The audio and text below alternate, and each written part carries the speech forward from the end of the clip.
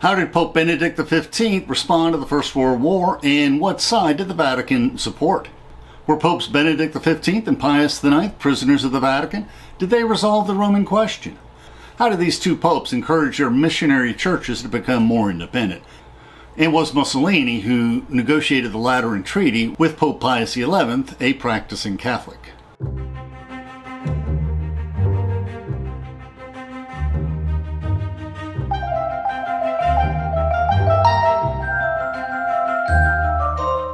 Please, we welcome interesting questions in the comments. Let us learn and reflect together. At the end of our talk, we'll discuss the sources used for this video. Please feel free to follow along in the PowerPoint script we uploaded to SlideShare, which includes illustrations. Our sister blog includes footnotes, and both include our Amazon book links. When we learned that the new American Pope chose to be named Pope Leo XIV, signaling his respect for the 19th century Pope Leo XIII, we wanted to provide a short biography of this past Pope in context of the history of the Church after the Council of Trent. Now, this is one in a series of reflections on the relevant history of the popes from the Council of Trent to world wars which preceded the Second Vatican Council.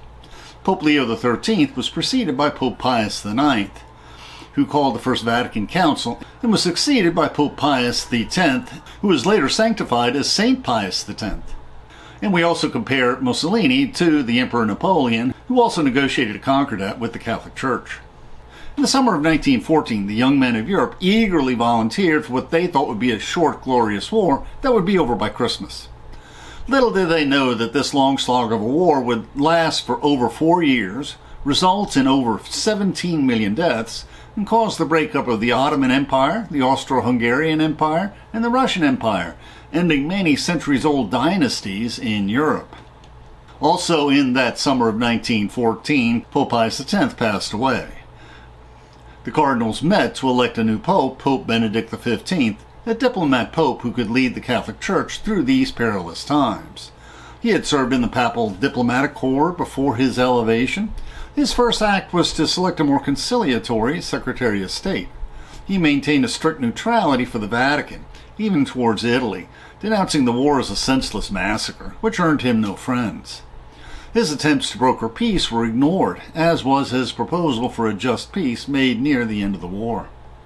Now, Pope Benedict XV was more successful in efforts to aid the victims of this long war. Our author, John O'Malley, writes, he opened a bureau in the Vatican for reuniting prisoners of war with their families. The bureau received 170,000 requests for information, assisted with 40,000 reparations, and communicated with 50,000 families. The Pope persuaded Switzerland to receive soldiers suffering from tuberculosis. The Vatican also assisted with the wounded, refugees, and war orphans. These efforts came close to bankrupting the Vatican, which became known as the Second Red Cross. Pope Benedict XV canonized Joan of Arc, which successfully improved relations between the Vatican and France, which had been completely ruptured under his predecessor, Pope Pius X. Pope Benedict XV also sought to resolve the Roman question, repairing the rupture that happened in 1870, when Rome was incorporated into the United Italian State. In 1919, he blessed the efforts of the Popular Party, enabling Catholic Italians to participate in politics, supporting democracy. Pope Benedict XV also prepared the Catholic Church for the Second Vatican Council by encouraging local control of missionary churches. O'Malley writes, with his encyclical in 1919, he initiated a crucially important new phase in Catholic ministry activity by insisting that bishops cultivate vocations among the indigenous population, and that they separate themselves from their image as representatives of the Western governments. He rebuked the indiscreet zeal of bishops guilty of promoting the political and economic interests of their homelands. And this was effective because 20 years after the encyclical, native bishops headed some 50 mission territories. And in early 1922, Pope Benedict XV died unexpectedly from pneumonia. His successor, Pope Pius XI, was elected after the 14th ballot, and although he was a conservative, he was also a scholarly pope, enhancing the Vatican Library. He rehabilitated some scholars who had been censured during the modernist crisis, and dialed back the excessive conservatism of his predecessor. And the Roman question was indeed resolved when Pope Pius XI and Mussolini negotiated the Lateran Treaty. Pope Pius XI continued the efforts of his predecessor in internationalizing the Catholic Church, appointing many foreign-born bishops. The Catholic of Cardinals, by the time of his death, had 27 non-Italians among the 62 total cardinals. Also, the number of indigenous clergy rose from 3,000 to 7,000. He also paved the way for Vatican II by encouraging the formation of Catholic action groups of laypersons who were active in the Church. Mussolini signaled in his speech that he was open to negotiating the Roman question. Mussolini was not a practicing Catholic and was famously a serial philanderer. Like Napoleon before him, Mussolini realized that it was in his political interest to settle this issue and regularize the status of the Vatican City. O'Malley writes, "The most momentous aspect of the Lateran agreements was the establishment of the Vatican City as a fully independent and sovereign state, with its own postal service, police force, full diplomatic corps, and so forth. The Italian state agreed never to interfere in the free functioning of the Vatican City and ensured full and safe access by anyone the papacy wanted to receive.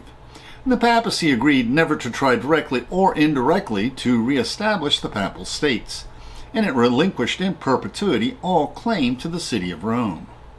The Vatican was paid a generous indemnity for the loss of this territory, and the state would pay an annual stipend for the upkeep of historical monuments. In addition to the 103 acres in Vatican City, the Pope could also use several churches and castles traditionally at the Church's disposal." Although Mussolini was a friend of the Catholic Church in the 1920s, a deepening rift developed between him and Pope Pius XI when Mussolini fell increasingly under the spell of Hitler, going full Nazi, persecuting Italian Jews in the years preceding the outbreak of World War II. And the story of how Mussolini and Hitler dealt with Pope Pius XI and XII during World War II has been explored in a more in-depth reflection of the two books by David Kurtzner. During World War II, Rome was controlled first by a friendly Italy, but then by a hostile Germany. And Hitler had plans for dismantling the Catholic Church after he was victorious in World War II. We are planning a summary reflection of the popes between Trent and Vatican II, reflecting on how these popes prepared the way for the Second Vatican Council. Now we'll discuss the sources we used for this video. The Jesuit priest and professor John O'Malley specialized in the study of the Council of Trent in the First and Second Vatican Councils, and later in the history of all the leading popes. He's an excellent writer, and this book is geared towards educating the layman on this history, and all his books are easily accessible to laymen. And John O'Malley is one of our favorite authors. Plus, we have a separate reflection of book reviews of the many sources for our reflections of the Council of Trent, the First Vatican Council, and the Second Vatican Council.